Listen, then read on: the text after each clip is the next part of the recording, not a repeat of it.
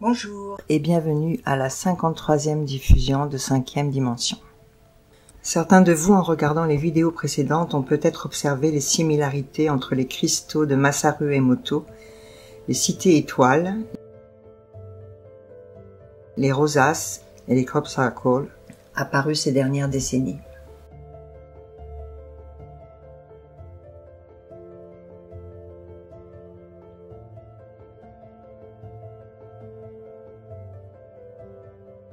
Les bâtisseurs de nos monuments existeraient donc toujours, ou du moins une civilisation similaire, possédant une technologie très avancée et une même connaissance des fréquences vibratoires. Sachant qu'aucun humain de nos jours n'est capable de reproduire les monuments, comme les pyramides et les châteaux qui parsèment notre monde.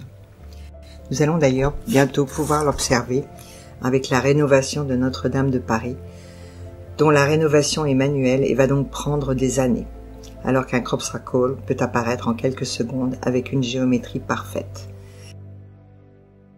D'ailleurs, qui a incendié la cathédrale? Écoutez la 3e diffusion, la face cachée de l'explosion de Beyrouth, et regardez la date de l'incendie. Quand un événement important arrive, regardez toujours la date, et particulièrement le jour. Quand on regarde le monde autour de nous, nous pensons que tout est matière, alors qu'en fait tout n'est que fréquence vibratoire. Les fréquences créent la forme, et la forme crée la fréquence.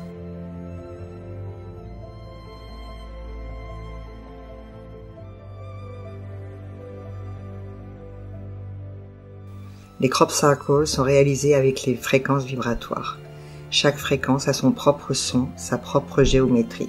N'oubliez pas, tout ce qui nous entoure n'est que vibration.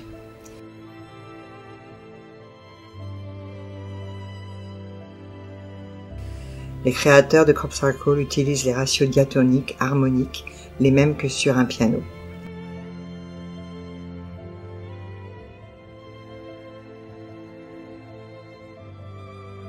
Il y a souvent un doute quant à l'apparition de crop circles, à savoir s'ils sont de conception humaine ou extraterrestre.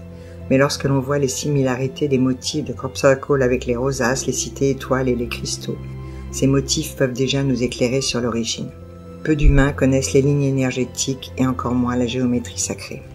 Les crop circles apparaissent toujours sur des ley lines, des lignes énergétiques très puissantes qui forment une grille sur l'ensemble de la Terre. Voici le mouvement de l'eau quand elle passe sur ces lignes. Imaginez l'effet si on rajoute du son. L'eau plus le son donne l'image. Il en est de même pour les cathédrales, les églises, les châteaux, les pyramides. Toutes les structures qui collectaient et généraient l'énergie sont bâties sur des lignes énergétiques. Comme par exemple la cathédrale de Chartres qui est reliée à la cathédrale de Strasbourg par une ligne d'or.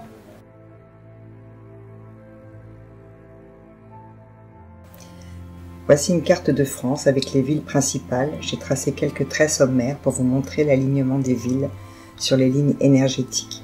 Il en va de même pour les cathédrales et les châteaux. De nombreux endroits, particulièrement des anciens lieux de culte celtes, ont des alignements de pierres comme à Karnak, qui suivent ces lignes telluriques, parfois cosmotelluriques, et où plus tard nos monuments, églises, cathédrales, châteaux ont été construits. On retrouve ce même alignement entre la pyramide de Teotihuacan dans la vallée de Mexico et celle de Gizeh en Égypte.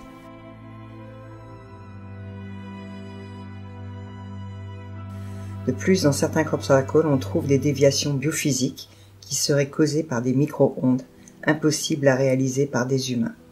Les micro-ondes ne sont pas audibles, mais elles vibrent à de hautes fréquences.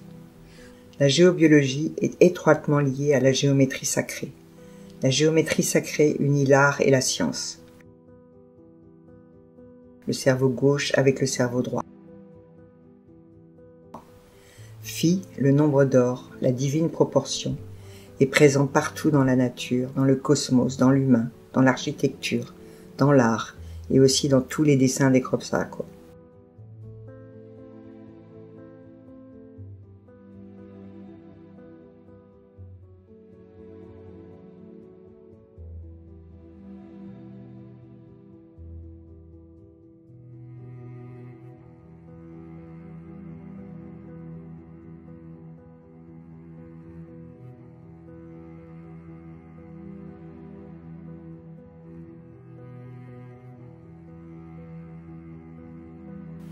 On retrouve aussi souvent dans l'alignement des crop circles et leurs motifs la spirale de Fibonacci, qui est étroitement liée au nombre d'or.